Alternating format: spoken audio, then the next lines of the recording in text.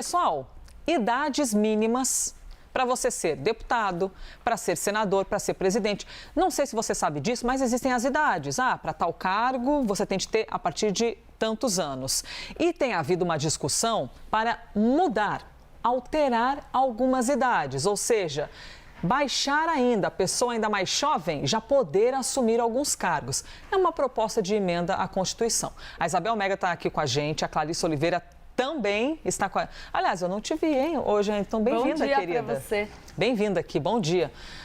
Bem-vindo ao nosso live. Vou começar aqui, apesar de que eu deveria ser elegante, começar com a Clarissa, né? Clarissa acabou de chegar, deveria começar contigo, né, Clarissa? Espero não perder sua amizade, porque a Isabel Mega vai explicar aqui as questões das idades. Primeiro, nos conte, é um projeto de emenda, uma proposta, certo? De uma alteração na Constituição.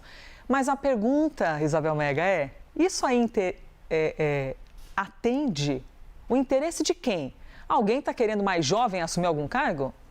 De muita gente que está de olho e nem necessariamente seria o primeiro interessado, mas pode ser beneficiado a partir dessa discussão. Elisa, falando em expor o Pedro Duran, eu ia fazer isso, mas ele fugiu, porque eu ia tentar fazer aqui um tete-a-tete para saber qual cargo ele poderia disputar, né? Mas fugiu, vou deixar o suspense aqui no ar, no live, porque a gente vai trazer uma arte com as idades mínimas, então. Como é que funciona hoje e qual é a proposta do deputado Eros Biondini, do PL de Minas Gerais? Presta atenção no partido e no estado. Mas vamos falar das idades mínimas. Hoje, para você ser candidato à presidência da República, a vice-presidente e a senador, você precisa ter 35 anos. A proposta do deputado é reduzir para 30 anos.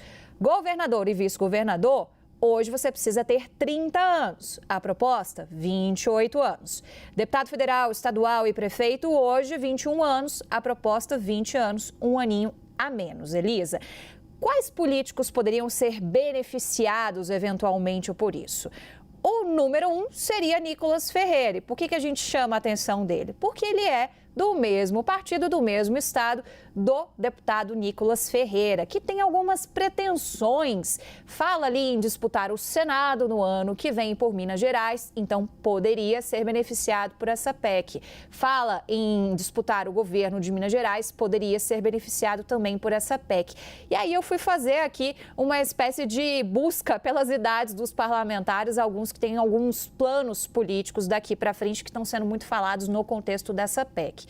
Kim Kataguiri, por exemplo, vai ter 30 anos no ano que vem. Ele que tem pretensões ali de ter um partido próprio, que fundou o MBL lá no passado e que eventualmente tem interesse em se candidatar à presidência da República. Poderia ser beneficiado.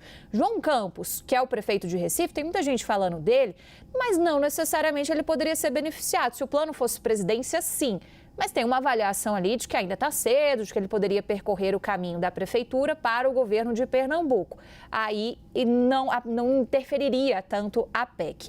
Mas, por exemplo, a Tabata Amaral, que também é do PSB, vai ter 32 anos. Poderia tentar uma vaga pelo Senado, pelo estado de São Paulo. Seria interessante.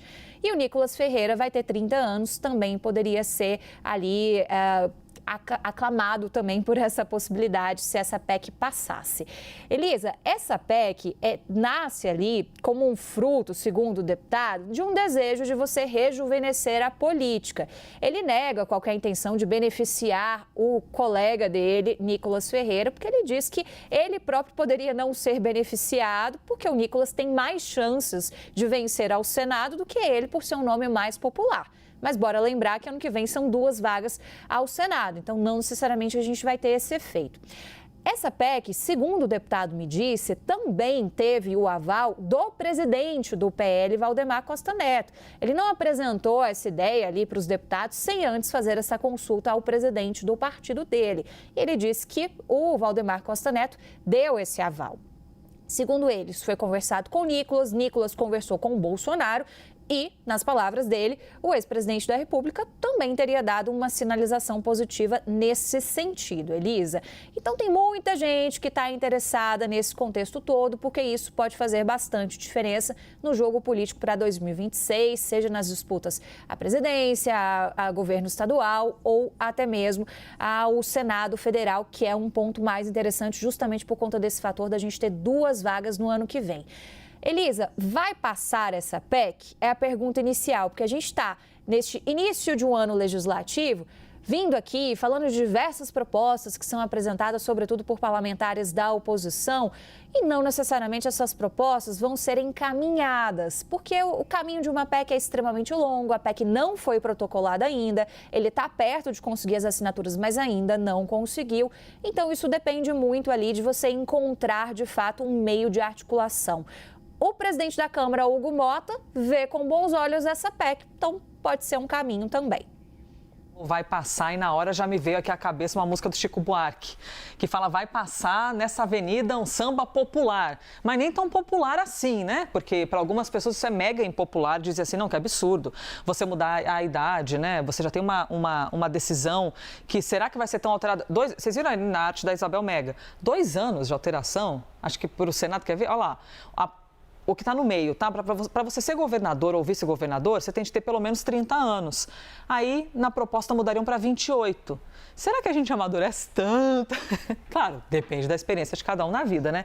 Mas de 28 para 30, né? Quantas mudanças? Aí, deputado federal, estadual e prefeito. Mas eu vou focar lá na primeira, que é senador. De 35 para 30. Aí já reduziria para 30 anos.